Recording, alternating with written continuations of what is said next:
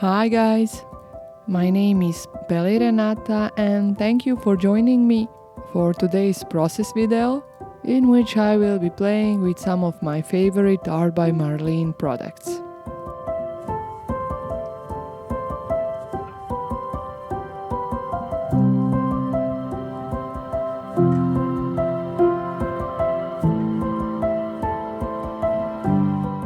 First of all, today's page I will be creating in the perfect size journal from the signature release from Art by Marlene, and I will be combining stamps from 3 different collections. First stamp set that I picked is called Dream House from the signature collection release, and I must say it must be one of my favorite stamp sets from this release.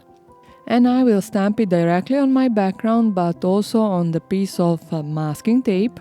As soon I will be using a second stamp set called Flower Stack from the Back to Nature release, and I didn't want to accidentally overlap some images while stamping them. For stamping all of the images I will use a VersaFine ink in the onyx black color, as I have planned to later on work with watercolors. Anyway, here is the third stamp set. This one is from the Out of This World collection and it's called Sending You Love. From this stamp set I chose just to stamp some clouds, and with this my images were ready, so now it was time to do some coloring.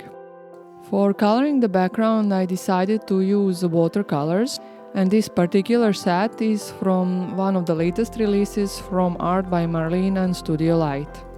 To activate the pigments I am spraying some simple water, and for my background, as I wanted to give an effect of a rainy cloudy day, I will mix blue and grey color.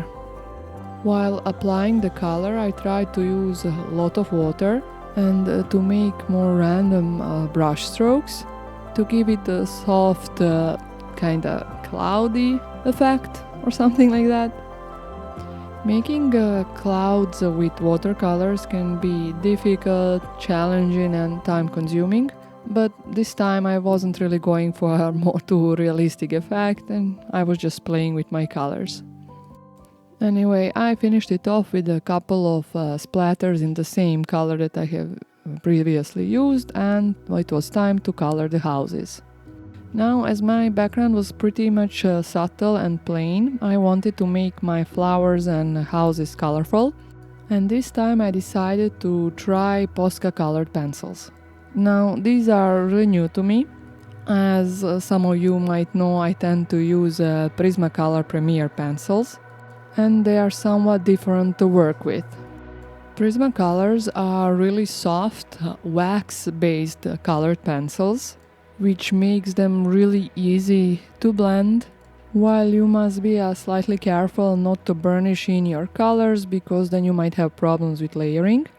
But the Posca pens contain more oil than wax, which makes the color really vibrant and very easy to layer, while blending can be sometimes a bit more difficult for beginners. Anyway, they are both fun to work with in their own way. But if you are not a fan of colored pencils, you can choose instead to work with colored markers or even watercolors. When blending the colors, I like to start with darker colors, and that way I mark in where the shadows and the darkest parts would be, and then slowly work my way into the brighter colors. At first, to blend in the colors, I have used a white colored pencil, and that worked just fine, but later on, for testing purposes, I have used odorless mineral spirits, which I tend to use when working with Prismacolor Premier pencils, and I think that gave a really good result as well.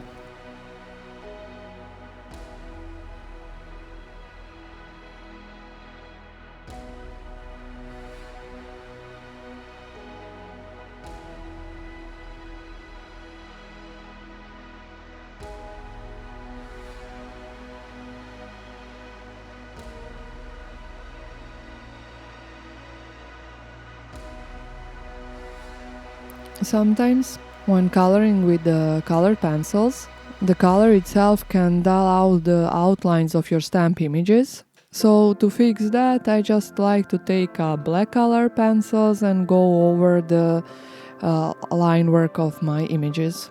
And that really helps the image pop and give it a little bit of some shadow effect. This whole process took some time, but I repeated it over all my stamped images except the clouds. Since I didn't want to color the clouds entirely, I just wanted to put a little bit of a tinge of a color, so it helps giving my clouds more fluffy and more three-dimensional effect. First color that I used was this blue shade of nail color, and I am smudging the color with just my finger. Sometimes for color to blend in better, I just wet my finger using a wet baby wipe. But of course you can use water as they were originally intended to be used with.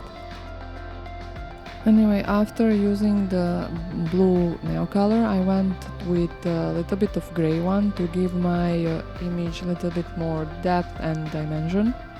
But as you will soon see, I also added a little tinge of yellow, and I think that really helped my clouds pop and look a little bit more cheerful.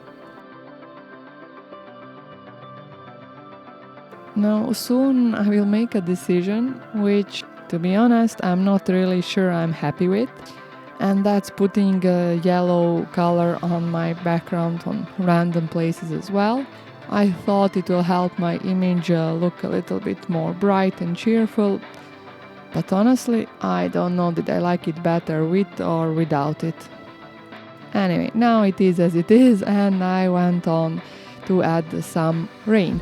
But my rain wasn't going to be just simple rain, it was going to be a rain of little hearts.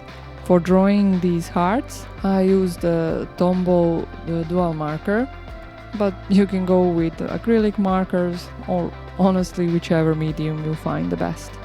And also, since the rest of my elements had the black outline, I decided to draw it for my hearts as well, as I think that helps it better match with the rest of the elements. For this I used Pigma Micron fine liner, but also I just couldn't resist adding some more splatters, and I did it the lazy way using an acrylic marker.